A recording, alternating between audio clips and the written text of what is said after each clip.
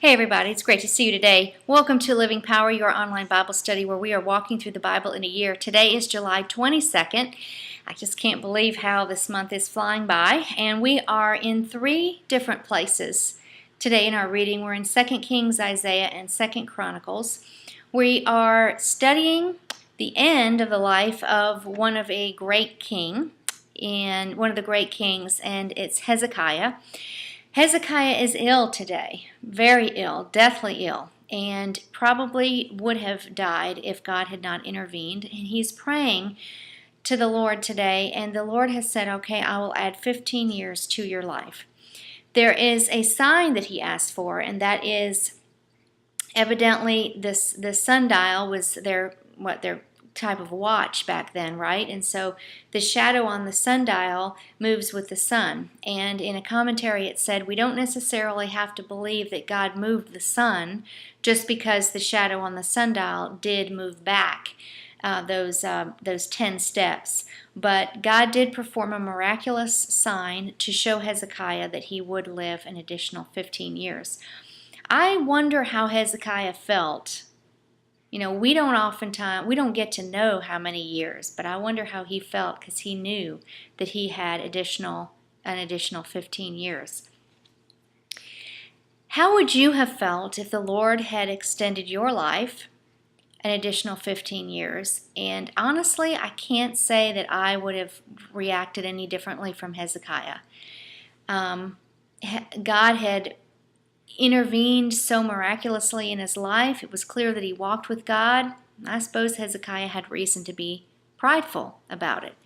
But today's lesson reminds us that the Lord detests. It's one of the things that he hates, and that is being prideful. And the Lord gave Hezekiah a test today.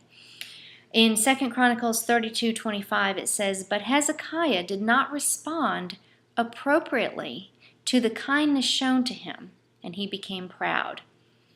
Pride is a condition of our heart. It's also a way that our mind thinks and interprets things, and God was displeased with Hezekiah today. Hezekiah was a very wealthy person. He was a good king, highly honored. The text tells us he had silver, gold, spices, precious jewels, storehouses of grain, flocks, and lots of animals, herds, and he built a tunnel. And I was actually in this tunnel, and I wanted to tell you a little bit about this tunnel. The fact that Hezekiah built a tunnel which brought water in from an outer reservoir or an outer spring, they dug the tunnel underneath the wall into Jerusalem. And it actually, in a later battle, allowed the people to get water from an outside source when they were under siege. You can go to the Holy Land today and visit this tunnel and actually walk the tunnel. And I hope you're not claustrophobic because you're in a small space. But it is an amazing thing to see. First of all, the feat that they were able to accomplish. It's a 1,777-foot tunnel. The source is outside of the city, and it saved the people because when you run out of water, you're a goner. And the Hezekiah's tunnel is something that you can tour in the Holy Land today. Well, God gave him a test to test the condition of his heart. And the Babylonians came and he showed them everything. And I interpret that to mean that he showed them everything to show them how much gold and silver, how many things that he had and how prosperous he had been. He was showing off. And it does say, though, in 2 Chronicles 32:26 that Hezekiah ends up repenting of his pride and humbly accepts the fact that judgment would come on the nation.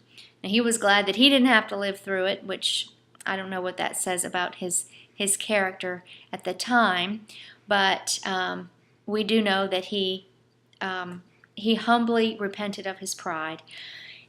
He eventually makes his son Manasseh sort of vice president, where we are in 697 BC. And they sort of co-reign, just like he and his father did, until Hezekiah dies at a ripe old age, and he lives actually until 686 BC. Well, that is the background that I wanted to share with you about the reading today. We're going to continue on tomorrow, but that's it for today. I hope you've enjoyed this abbreviated lesson, and I pray that this has been a blessing to you. Blessings to you and your family until we meet again. Shalom.